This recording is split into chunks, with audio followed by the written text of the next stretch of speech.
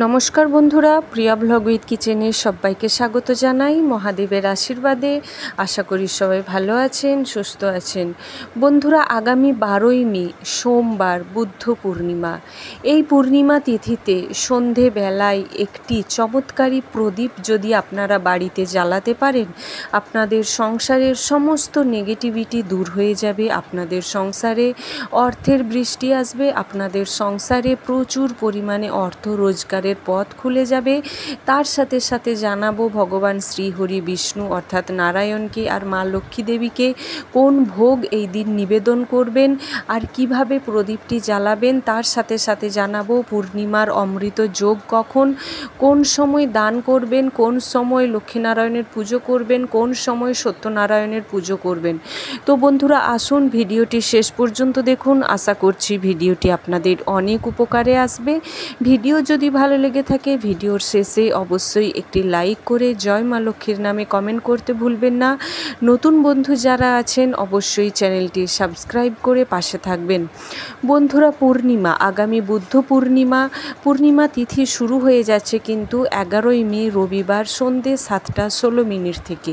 পূর্ণিমা তিথি শেষ হচ্ছে 12ই মে সোমবার রাত 9:17 পর্যন্ত। যেহেতু শাস্ত্রমতে সূর্য উদয় তিথিকে প্রাধান্য দেওয়া হয়, তাই উদয় তিথি অনুযায়ী এই পূর্ণিমা তিথি পালিত হবে, বুদ্ধ পূর্ণিমা পালিত হবে 12ই মে সোমবার। এই বিশেষ দিনটিতে বন্ধুরা স্নান করা, দান করা, তার সাথে সাথে লক্ষ্মীনারায়ণের পুজো করা, নাম জপ ইত্যাদি করা রীতি রয়েছে আদিমকাল থেকে। তো বন্ধুরা, এই দিন কখনই বা স্নান করবেন? গঙ্গায় স্নান কিন্তু সকাল 10টা পর্যন্ত করা যাবে। যারা গঙ্গায় স্নান করতে পারছেন না, বাড়িতে স্নান করে অবশ্যই একটু গঙ্গা জল কিন্তু ছিটোতে ভুলবেন না। অমৃত যোগ রয়েছে বন্ধুরা এই দিন, সকাল সূর্যোদয় থেকে 6:45 পর্যন্ত থাকবে। এর পরের তিথিটা থাকবে বন্ধুরা 10:14 থেকে 12:50 অমৃত যোগের। আর একদম শেষ অমৃত যোগের তিথি থাকবে সন্ধে 6:50 থেকে রাত 9টা পর্যন্ত। এরপর যারা বাড়িতে এই দিন সত্যনারায়ণ পুজো করবেন, পুজো করার শুভ সময়ই হলো, যারা বন্ধুরা সকালে সত্যনারায়ণ পুজো করেন, যারা সকালের দিকে পুজো করবেন তাদের শুভ সময় সকালের দিকে, শুভ সময় সকাল 10:14 থেকে 12:51 পর্যন্ত। যারা সন্ধ্যেবেলায় সত্যনারায়ণের পুজো করে থাকেন তাদের শুভ সময় হলো 6:04 থেকে রাত 9টা পর্যন্ত।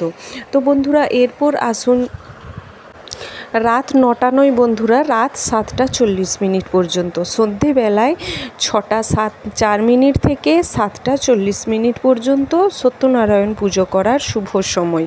এরপর আসুন বন্ধুরা, জেনে নিন এই দিন নারায়ণের বা মা লক্ষ্মীকে কোন কোন ভোগ দেবেন, চন্দ্রদেবকেই বা কখন কি অর্পণ করবেন, আপনাদের মনস্কামনা পূরণ করবেন। আপনারা আপনাদের যেমন পদ্ধতিতে পুজো করছেন পুজো করবেন, যা ভোগ লাগাবেন অবশ্যই লাগান। অবশ্যই নারায়ণকে বা কৃষ্ণকে তুলসী পাতা তো দিতে তো ভোলেন না, তাও একবার স্মরণ করিয়ে দিলাম। তুলসী পাতা অবশ্যই এই দিন অর্পণ করবেন। তার সাথে সাথে বন্ধুরা অবশ্যই মা লক্ষ্মীকে পায়েস ভোগ দেবেন। মনে রাখবেন, যখন দুধ চালের পায়েস করবেন পায়েসে চিনি দেবেন না, পায়েসে মিছরি দিয়ে ভোগটি বানাবেন। তার সাথে যদি গরুর দুধ হয় তাহলে তো খুবই ভালো। এরপর বন্ধুরা, আপনারা চন্দ্রদেবকে সন্ধ্যে 7টার পর থেকে রাত্রি 9টার মধ্যে অর্ঘ্য দিতে পারেন আপনাদের যে কোনো মনস্কামনা, মনের ইচ্ছের কথা জানিয়ে। তো বন্ধুরা, কি দেবেন এই দিন? কাঁচা দুধ, তার সাথে কিছুটা পরিমাণ মিছরি দিয়ে চন্দ্রদেবকে যদি সন্ধ্যে 7টার পর থেকে রাত্রি 9টার মধ্যে অর্ঘ্য দিতে পারেন, আপনাদের সমস্ত মনস্কামনা পূরণ করে দেবে। বন্ধুরা, এই দিন চন্দ্রদেব একদম 16 কলায় পূর্ণ থাকেন। এই দিন আপনারা যা মনের ইচ্ছে আছে, মনের কামনা, মনের যে কোনো ইচ্ছে, মনের যে কোনো নিজের যে মনের যে ইচ্ছে, অর্থাৎ অনেকের মনের ইচ্ছে নানান ধরনের হতে পারে।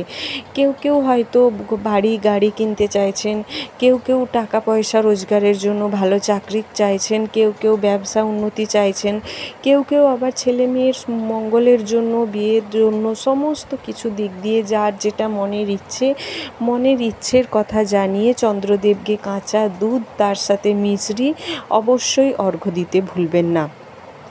তার সাথে যদি একটু পায়েস, যে পায়েস মা লক্ষ্মী দেবীকে দিয়েছেন সেই পায়েসেরই অল্প একটু পায়েস চন্দ্রদেবের উদ্দেশ্যে ওই রাত্রি 2 ঘন্টা আপনারা রেখে দিন চাঁদের আলোয়। তারপর ওই পায়েসটা হয়ে যাবে অমৃতের সমান। ওই পায়েস আপনারা বাড়ির সকলে মিলে অমৃত পান করুন, আপনাদের সমস্ত দুঃখ কষ্ট দুর্দশা সব কিছু দূর হয়ে যাবে চিরতরে। এরপর আসুন বন্ধুরা জেনে নিন কোন সেই চমৎকারী প্রদীপ, যেই প্রদীপ জ্বালিয়ে আপনাদের সকল নেগেটিভিটি দূর করে পজিটিভ এনার্জি বাড়িতে প্রবেশ করাতে পারবেন। প্রচুর টাকা ইনকাম হবে, প্রচুর দিক থেকে রোজগারের পথ খুলে যাবে। বন্ধুরা একটি আপনারা প্রদীপ নেবেন, সেটা মাটির প্রদীপও হতে পারে বা কাঁসা পেতল, যে প্রদীপ আমরা সচরাচর রোজ ইউজ করি বাড়িতে সেই প্রদীপও হতে পারে। ধুয়ে মেজে পরিষ্কার করে নেবেন। তারপর অবশ্যই ওই প্রদীপটি ঘি দিয়ে আপনাদের জ্বালাতে হবে। ঘি দিয়ে জ্বালাচ্ছেন তো ঠিকই, কিন্তু প্রদীপটা রাখবে কিসে? প্রদীপটা আপনারা রাখবেন কিসে? একটি আপনারা প্লেট নেবেন, কাঁসা পেতলের প্লেট নেবেন, তার মধ্যে কিছুটা পরিমাণ আতপ চাল দিয়ে নেবেন, তার ওপর প্রদীপটি বসাবেন। এরপর ওই ঘিয়ের মধ্যে বিশেষ 4টি উপকরণ আপনাদের মিক্সড করতে হবে, যার ফলে আপনাদের সংসারের সমস্ত নেগেটিভিটি দূর হয়ে যাবে। প্রদীপটা একটু সামান্য বড় সাইজের নেবেন, যেন অনেকক্ষণ পর্যন্ত প্রদীপটা জ্বলে। এই নয় যে 10 মিনিট 20 মিনিট জ্বলেই নিভে গেল, অন্তত 1 ঘন্টা যেন প্রদীপটা জ্বলে। কি কি নেবেন বন্ধুরা? ওই প্রদীপের মধ্যে একটু 1 চিমটে মতো হলুদের গুঁড়ো মিক্সড করবেন। 1 চিমটে মতো হলুদের, যে হলুদ গুঁড়ো আপনারা সচরাচর রান্নায় ইউজ করছেন, তবে মনে রাখবেন রান্না বাসনপত্রে যেগুলো রেখেছেন সেগুলো নেবেন না, নতুন প্যাকেট কেটে ওই হলুদ গুঁড়ো আপনারা নেবেন। তার সাথে নেবেন কতকগুলো লবঙ্গ, ফুলওয়ালা লবঙ্গ। লবঙ্গগুলো যেন ফুল থাকে, একটাও যেন ভাঙা বা ফাটা না থাকে। তার সাথে নিয়ে নেবেন 2টো এলাচ, 2টো লবঙ্গ, 2টো এলাচ নিয়ে নেবেন। বন্ধুরা আপনারা যে প্রদীপটা নিচ্ছেন, প্রদীপের মধ্যে হলুদের গুঁড়ো নেবেন, তার সাথে 2টো এলাচ, 2টো লবঙ্গ, আর তার মধ্যেই কিন্তু আতপ চাল কিছুটা পরিমাণ নিয়ে নেবেন। চালগুলো যেন বেছে নেবেন, যেন ভাঙা চোরা কাটা ইত্যাদি না হয়, এরকম করে আপনারা সুন্দর করে পরিষ্কার করে বেছে নেবেন, যাতে পোকা টোকা যেন কিচ্ছু না আসে। এরপর আপনারা ওই প্রদীপটি যখন জ্বালাচ্ছেন, অবশ্যই ছোট্ট একটি মন্ত্র আপনাদের 11 বার জপ করতে হবে। কি করবেন বন্ধুরা? যদি আপনারা যে কোনো মন্ত্র বা সব মন্ত্রগুলোই আপনারা জপ করতে পারেন 11 বার, 21 বার, 51 বার, 108 বার। প্রথমেই মন্ত্রটি হলো ওম নমো ভগবতে বাসুদেবায় নমঃ, এই মন্ত্রও জপ করতে পারেন।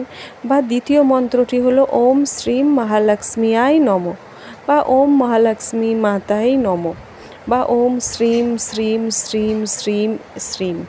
এই ধরনের 3টি মন্ত্র আপনারা জপ করতে পারেন যে কোনো বার, বা 3টিই আপনারা জপ করতে পারেন 21 বার বা 11 বার বা 51 বার করে জপ করে নিতে পারেন। তারপর আপনাদের মনের কথা জানিয়ে ওই প্রদীপের দিকে তাকিয়ে আপনাদের মনের কথা জানান। তারপর আপনারা আপনাদের যেমনভাবে পুজো পদ্ধতি করছেন অবশ্যই করুন। তার সাথে সাথে ওই প্রসাদ বাড়ির সকলেই খান। অবশ্যই যদি এই দিন উপোস থাকতে পারেন তো খুবই ভালো, বাড়ির অন্তত একজন উপোস থাকলেই বাড়ির প্রত্যেকেরই মঙ্গল হয়ে যাবে। তার সাথে সাথে বন্ধুরা যদি না উপোস থাকতে পারছেন, অবশ্যই নিরামিষ আহার গ্রহণ করবেন। এই দিন কখনো আমিষ জাতীয় আহার কিন্তু গ্রহণ করবেন না।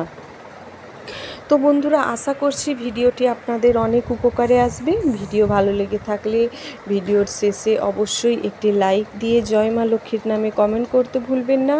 নতুন বন্ধু যারা আছেন চ্যানেলটি অবশ্যই সাবস্ক্রাইব করে পাশে থাকবেন। বন্ধু বান্ধব আত্মীয় স্বজনদের সাথে চ্যানেলটি অবশ্যই শেয়ার করুন, যাতে ওনারাও এই ভিডিওটি পেয়ে উপকৃত হয়ে থাকেন। তার সাথে সাথে অবশ্যই দান করুন। আর অবশ্যই বন্ধুরা গরিব মানুষদের, এমন ব্যক্তিকে দান করবেন তাদের যেন আপনার দান একদম ভগবানের তুল্য বলে মনে হয়। এমন ব্যক্তিকে করবেন না যাদের দান আপনার দান তাদের কাছে তুচ্ছ মনে হয়। তো বন্ধুরা অবশ্যই চ্যানেলটি সাবস্ক্রাইব করে পাশে থাকুন, বন্ধু বান্ধবদের সাথে শেয়ার করতে ভুলবেন না। নতুন বন্ধুরা অবশ্যই চ্যানেলটি সাবস্ক্রাইব করে পাশে থাকুন এই ধরনের নিত্য নতুন প্রয়োজনীয় ভিডিও পাওয়ার জন্য। আর অবশ্যই বন্ধুরা নিজেরাও সেভ করে রাখতে পারেন, পরে যাতে ভিডিওটি আবার দেখতে পারেন। জয় মা লক্ষ্মী।